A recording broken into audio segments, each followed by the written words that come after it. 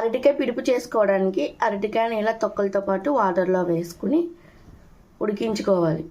అరటికాయ పిడుపు చేసుకోవడానికి పచ్చిమిరపకాయలు, ఉల్లిపాయలు, కరివేపాకు, అలాగే మనం ఉడికించుకున్న ఈ అరటికాయల్ని ఇలా ముద్దలా చేసేసుకోవాలి. స్టవ్ పై కడాయి పెట్టుకుని ఒక 2 టేబుల్ స్పూన్లు ఆయిల్ వేసుకుని కొంచెం పచ్చిశనగపప్పు, కొద్దిగా మినపప్పు, ఆవాలు,